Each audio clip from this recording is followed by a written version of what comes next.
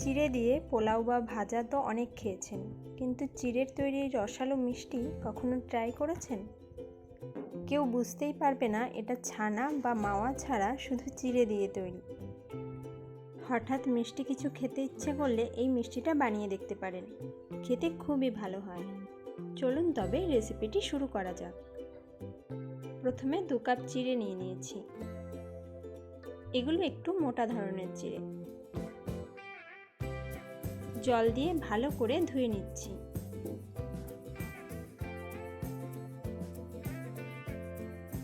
দু থেকে 3 বার জল পাল্টে পাল্টে ধুয়ে নিতে হবে।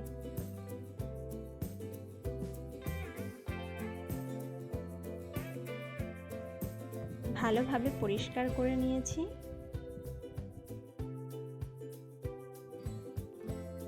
এই অবস্থায় 20 মিনিটের জন্য ঢেকে রাখছি।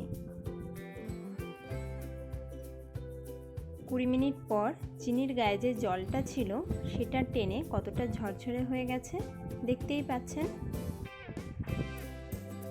এবার একটি মিক্সির জারের মধ্যে এগুলোকে নিয়ে নিচ্ছি। খুব ভালোভাবে পেস্ট করে নিতে হবে। চিড়ের পেস্টটাকে একটি বোলের মধ্যে নিয়ে নিলাম। ভালোভাবে মেখে নেব। সুন্দর একটা ফ্লেভারের জন্য এলাচ গুঁড়ো দিয়ে আবারও কিছুক্ষণ মেখে নেব।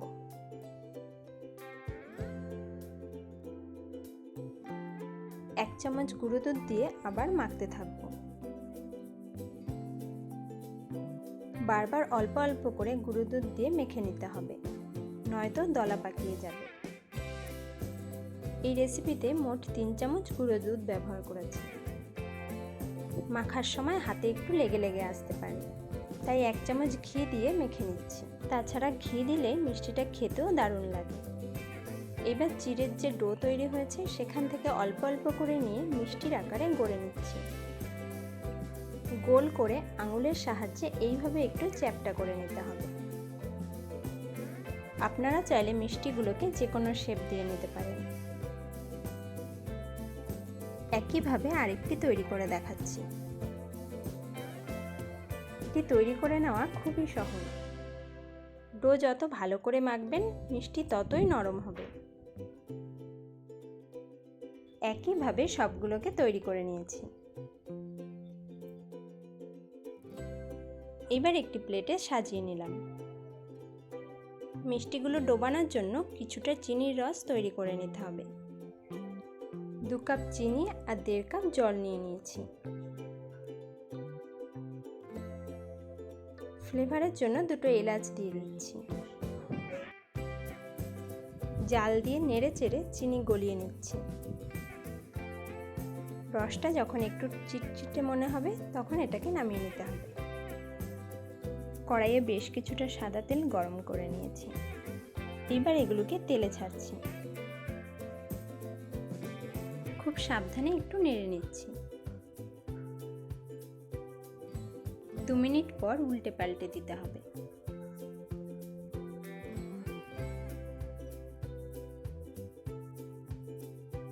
মাঝে মাঝে একটু উল্টে পাল্টে ভেজে নিচ্ছি।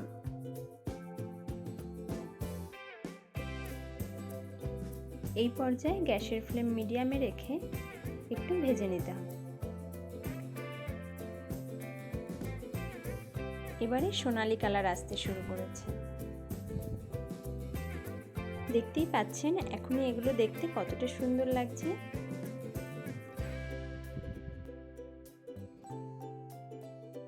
হালকা লালচে করে ভেজে নিতে হবে। খুব বেশি কড়া ভাজবো না, তাহলে আবার মিষ্টির ভেতর রস ঢুকতে চাইবে না। সুন্দরভাবে ভেজে এবার তুলে নিলাম। বাকিগুলোকেও তেলে ছাড়ছি।